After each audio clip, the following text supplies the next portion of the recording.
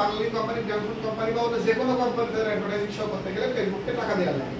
দেখা গেল ফেসবুককে কত টাকা দিল, বাঙালি কোম্পানি 10 লক্ষ টাকা দিল, যে 10 লক্ষ টাকার অ্যাডভার্টাইজিং হচ্ছে আমরা করতেছি। তাহলে ওই যে 10 লক্ষ টাকা ফেসবুক কোম্পানিকে বাঙালি কোম্পানি দিল, বা অন্য অ্যামাজন কোম্পানি দিল, অথবা ফ্লিপকার্ট কোম্পানি দিল, বা হচ্ছে পৃথিবীর যে কোনো দেশের হচ্ছে একটা কোম্পানি দিল, ওই যে 10 লক্ষ টাকা দিল ফেসবুককে, ওই 10 লক্ষ টাকা কিসের জন্য দিল? ওই যে ফেসবুকের ভিতরে বিভিন্ন ভিডিওর ভিতরে অ্যাডভার্টাইজিং শো করার জন্য। এখন ভিডিওগুলোর ভিতরে ফেসবুকে অ্যাডভার্টাইজিং শো করবে, ওইগুলো ফেসবুক তৈরি করছে? ফেসবুক তো তৈরি করেনি। তৈরি করছে কারা? বিভিন্ন ইউজাররা তৈরি করছে। দেখা যাচ্ছে যারা হচ্ছে ফেসবুক ইউজ করে তারা হচ্ছে তৈরি করছে। তাহলে তাদের কত কষ্ট হয়েছে না, পরিশ্রম হয়েছে না? সেই কারণে ফেসবুক ওই যে 10 লক্ষ টাকা হচ্ছে পাবে অ্যাডভার্টাইজিং করার জন্য, ওই টাকাটা সহজে নিজেদের কাছে না রেখে দেখা গেল 50% বা 40% বা 60% রেখে দেবে, আর বাকি টাকা যাদের যাদের ভিডিওগুলোর ভিতরে ওই অ্যাডভার্টাইজিংটা শো করা হয়েছিল তাদের কাছে ডিস্ট্রিবিউট করে দেবে।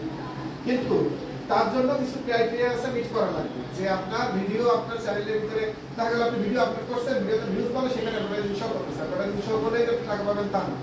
তার জন্য আগে কিছু এরকম ক্রাইটেরিয়া মিট আপ করা লাগবে। তা হচ্ছে সেই ক্রাইটেরিয়াগুলো কি? ফেসবুকের ক্ষেত্রে 3 ধরনের মনিটাইজেশন এখানে আছে। তো হচ্ছে একটা হচ্ছে ইনস্ট্রিম অ্যাডস, আরেকটা হচ্ছে স্টার্স, আরেকটা হচ্ছে ইনস্ট্রিম অ্যাডস ফর লাইভ, মানে লাইভ ভিডিওর জন্য এক ধরনের হচ্ছে আপনার আছে মনিটাইজেশন আছে, আর স্টার হচ্ছে আরেক ধরনের মনিটাইজেশন, আর ইনস্ট্রিম অ্যাডস এর জন্য আরেক ধরনের মনিটাইজেশন আছে। এখন এইগুলোর একটারও ক্রাইটেরিয়া এই পেজে হচ্ছে মিট করে নেই।